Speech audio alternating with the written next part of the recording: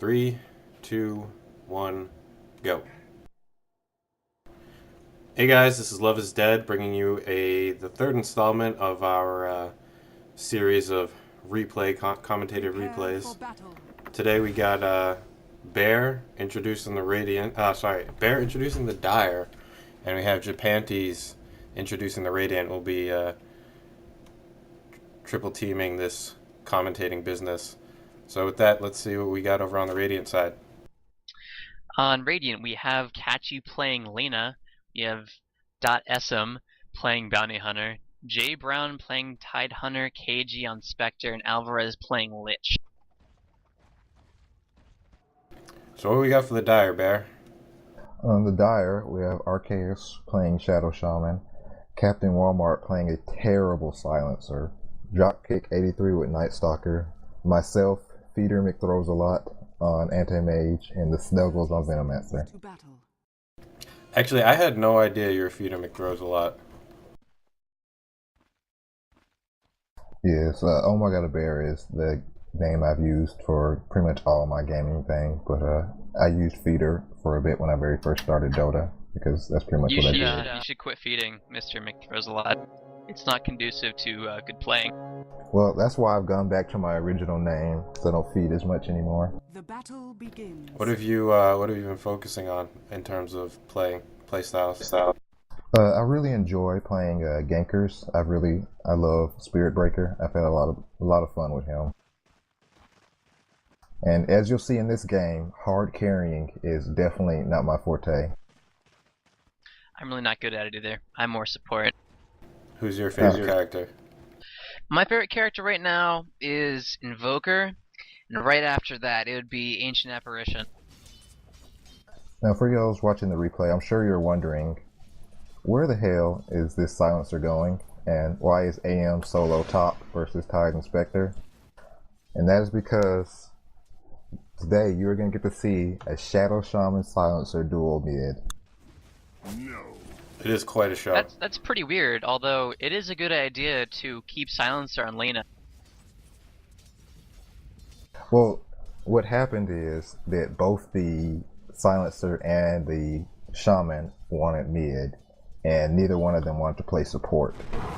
So they decided they were both going to carry mid and just throw me to the Sharks up top. So a little tip, I play a lot of mage characters, a lot of magic characters, and Silencer really pisses me off, so I did a little bit of research. And to cancel his silence, all you really have to do, or not silence, to cancel his curse, all you have to do is cast another... Right? Yeah, that or cast another magic spell. I think while we were watching this game live, when we were casting it, we were just like trying to yell at Lena to just go buy a magic wand, because all that spamming that Walmart was doing with Silencer Curse could have just been totally counteracted with a wand, because it builds charges each time you cast it, and you can just get your mana and health back afterward. But here, does it actually cancel the curse? Because later on, when it gets up there, I'm not sure that a couple charges is going to take it back. I don't think it does, but the way Lena's being played right now, like, Lena's a really good hero for just spamming spells to harass. She's really good at that. And on top of that, Kachi bought like 3 or 4 Essence of Clarities at the beginning, so he should be pretty good. He should just be like spamming Dragon Slave for a while. I mean, it might push the creep wave, but it'll keep Curse off him. I just want to comment on what Camber said in spectator chat. We are not alright at Dota. We're all pretty terrible. Yeah, we are we are new commentators as well, so bearing with us on that front. Bearing with us, ha. Yeah, and as you can see, we're getting pretty dominated in the laning phase. Even with 2 people mid, Lena's just wrecking them for some reason. It's the humiliation. And there goes Captain Walmart giving up first blood like a noob. So far in the laning phase, it's looking like Radiant's doing the best, because both Spectre and Bounty Hunter have the most last hits right now. Up top, Tide was just harassing the crap out of me every time I went in to try to get a last hit in. And I'm already pretty bad at last hitting. And you can't see, but this whole time in team chat, I'm berating my team, telling them to send one of these bastards mid up top to help support. Yeah, you have to remember that when you play this game, it is all about teamwork. It is all about working together. I'm curious with Tidehunter. He took 1 point of Gush and 1 point of Anger Smash. Normally, I think you're supposed to max Gush in Kraken Shell first, because No. Kraken Shell just lets you harass. No, you get your Anchor Smash because it completely shuts down whoever you're laning against. Like most people I see, they get Gush and Anchor Smash and prioritize those two. I know on my Tide, if I'm getting hit a lot with a lot of disables and stuff, I'll get 1 point in Kraken Shell early. But for the most part, I stick with Gush and Anchor Smash because you just dominate the laning phase with it. Huh, okay. Because when I've played Tide, I've always gone Gush and Kraken Shell. Because what you do is with Anchor Smash, if anybody ever tries to go in on whoever you're supporting, You just smash them. yeah, use Anchor Smash them, and all the damage is gone. So that, let me just give for everyone listening, the damage reduction on Anchor Smash is 40% for a duration of 6 seconds. That's on all levels. That is all levels. The only thing that the things that change on Anchor Smash is increased damage, increased mana cost, and decreased recast time. So right now, Lena mid's not doing too hot. She's used all her clarities, all her tangos, all of her salves, and she's still getting harassed with Curse. She's totally out of mana. So all you kids at home playing against the Silencer, make sure you get a magic wand so they can't harass you with Curse. I will say this, they are doing good at preventing her from getting any farm. But they're also completely splitting their farm when both of them aren't planning on being support. Yeah, well, at this point, Silencer is solo mid right now. That just happened, I think, and I just watched Arcos walk up.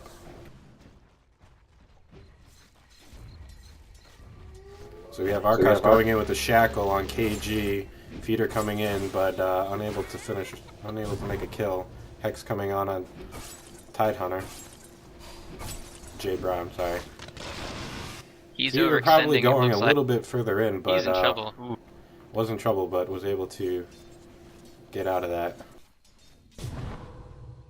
This early on in laning, I don't think you want to extend that far when there's a creep wave right there.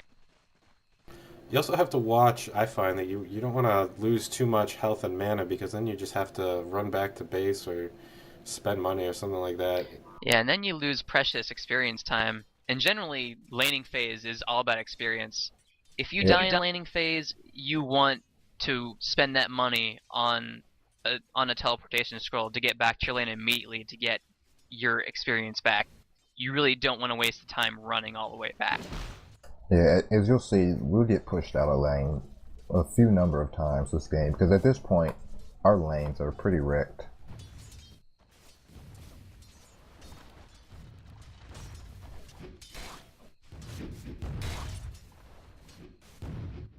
Do either of you have any idea what kind of item Spectre should be building at this point?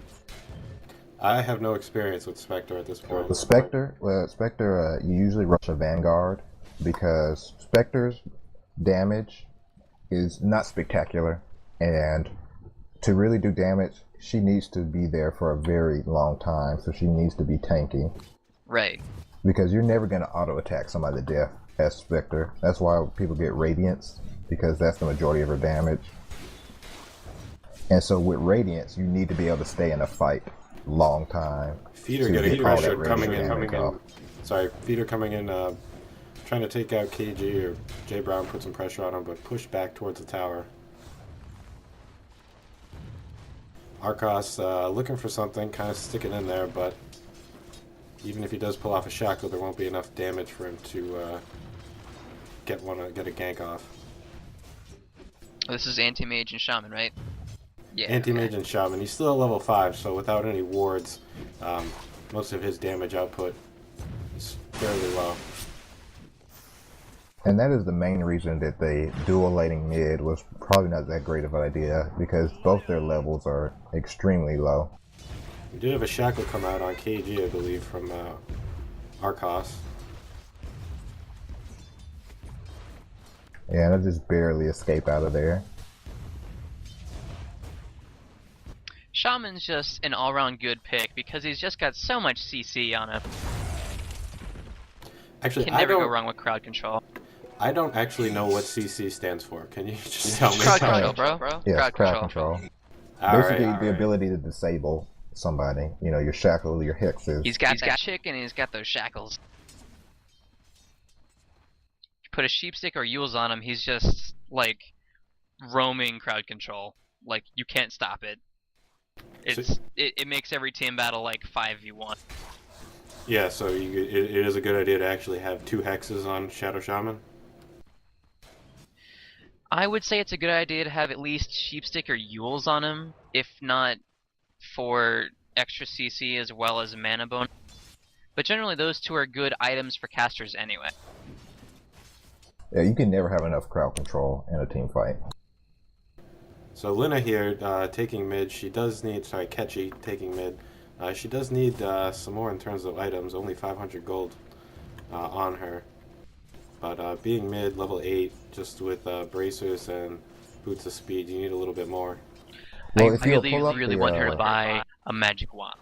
If you check out the creep scores, you'll see she's only got 10 creep kills and 2 denies compared to Silencer's 29 and 4. She's hurting for items. That is a Silencer has been doing an excellent job harassing her out of lane with his character.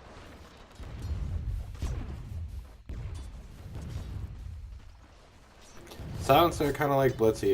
If you don't know how to get around him, like if you don't know how to run from not to run from Bloodseeker's Rupture,